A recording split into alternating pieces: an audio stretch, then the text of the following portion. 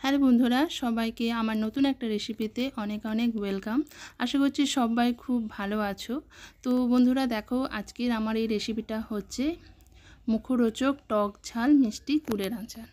তো খুব সুন্দর একটা আচার রেসিপি, তো তোমাদের সাথে শেয়ার করছি। আশা করছি তোমাদের ভালো লাগবে। তো চলো বন্ধুরা, দেখে নাও আমি এই কুলের আচারটা কিভাবে বানালাম।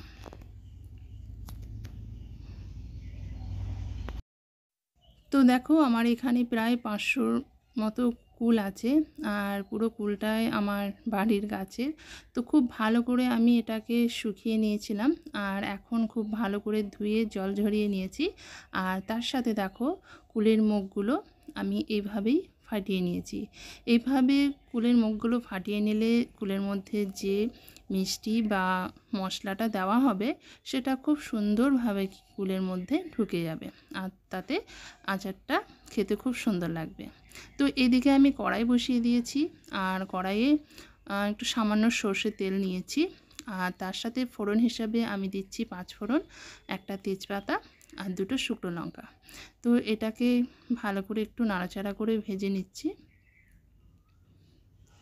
তো তারপর আমি দিয়ে দিলাম ধুয়ে রাখা কুলগুলো।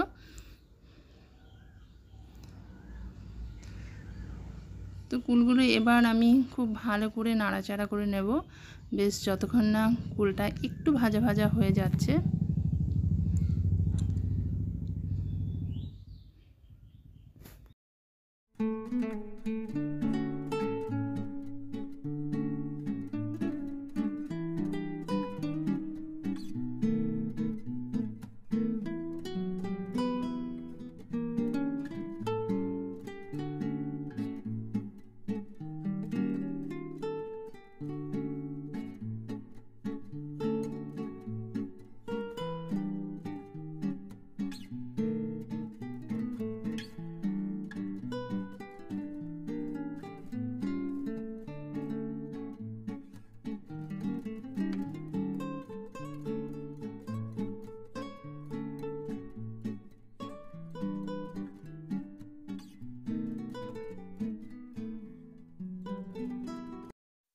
তো বন্ধুরা, খুব ভালো করে নাড়াচাড়া করে ভেজে নিয়েছি, আর এবার আমি দিয়ে দিলাম সামান্য একটু লবণ।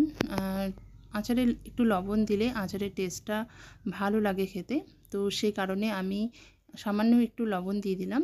আর এভাবে আবারও আরেকবার নাড়াচাড়া করে নিয়ে আমি এটাকে নামিয়ে নিচ্ছি। দেখো,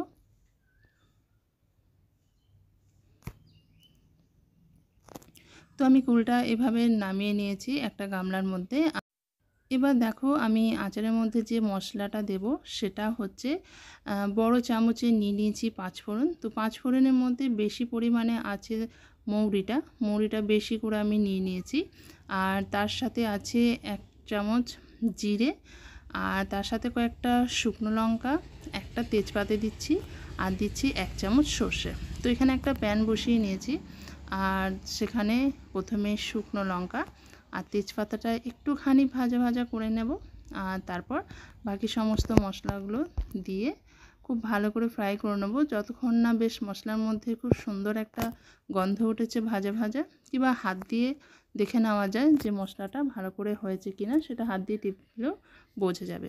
তো চলো, এই মশলাটা আমি আগে একটু ফ্রাই করে নিই।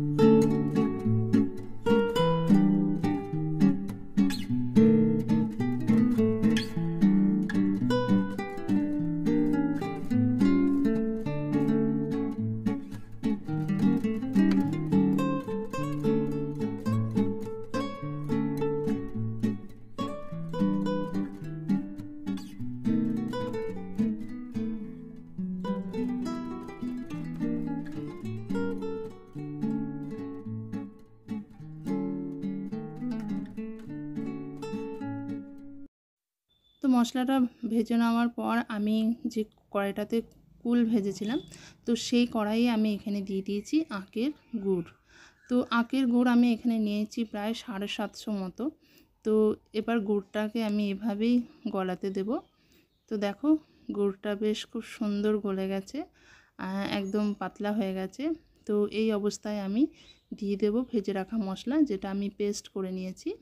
তো সেই মশলাটা আমি দিয়ে দিচ্ছি। দেখো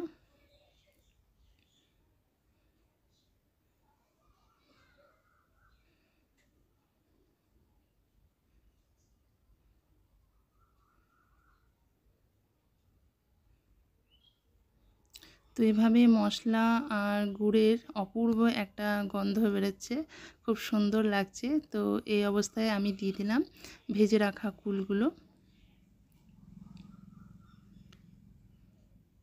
তো কুলগুলো এবার মশলা আর গুড়ের সাথে খুব ভালো করে মিক্স করে নেব। দেখো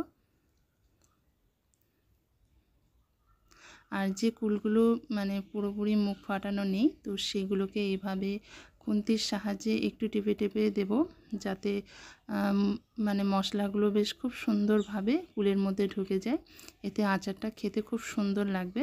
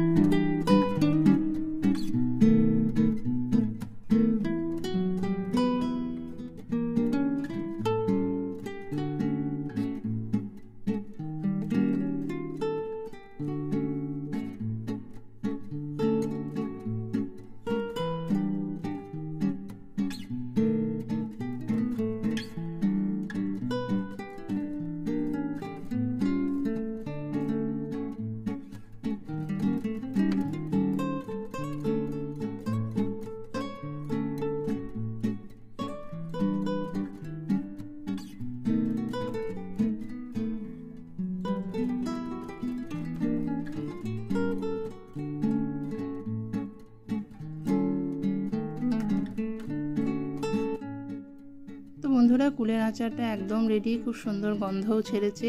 আর একটুখানি আমি গ্রেভি রেখেছি, যাতে কুলটা যখন আমি মানে ঠান্ডা হয়ে যাবে তখন কিন্তু একবারে না হলে শুকনো শুকনো হয়ে যাবে। তো একটুখানি গ্রেভি রেখেছি, গ্রেভিটাও খেতে যেহেতু খুব ভালো লাগে।